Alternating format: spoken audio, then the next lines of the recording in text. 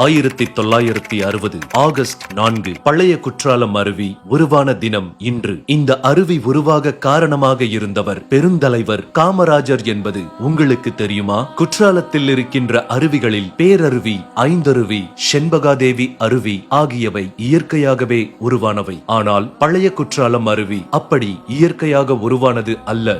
1960க்கு முன்பு இந்த அருவி குளிப்பதற்கு ஏற்றதாக இல்லாமல் சுமார் 200 அடி உயரத்திலிருந்து செங்குத்தாக ஆக்ரோஷமாக விழுந்து கொண்டிருந்தது. அப்போதைய முதலமைச்சராக இருந்த பெருந்தலைவர் காமராஜர் அவர்கள் ஒரு முறை பழைய குற்றால அருவியை பார்க்க வந்திருந்தார். இந்த அருவியை மக்கள் பயன்படுத்தும்படி செய்ய முடியாதா என அருகிலிருந்த பொறியாளர்களிடம் கேட்டார். பின்பு அவரே தண்ணீர் விழாத காலத்தில் மலையை படிக்கட்டுகள் போன்று செதுக்கி விடுங்கள், இதனால் தண்ணீர் செங்குத்தாக விழாமல் ஒவ்வொரு தடுப்பிலும் விழுந்து வேகம் குறைந்து கடைசியில் மக்கள் தலையில் விழும்போது பூவாளி தண்ணீர் போல விழும் என்றார். அவர் சொன்னது போலவே மலையை செதுக்கி முடித்த பின்பு மக்கள் குளிக்கும் வகையில் அழகான நீர்வீழ்ச்சியாக உருமாறியது பழைய குற்றாலம் அருவி. 1960 ஆகஸ்ட் 4 அப்போதைய முதலமைச்சர் பெருந்தலைவர் காமராஜர் அவர்களால் பழைய குற்றால அருவி திறந்து வைக்கப்பட்டது. இதற்கான கல்வெட்டு பழைய குற்றாலத்தில் இருக்கிறது.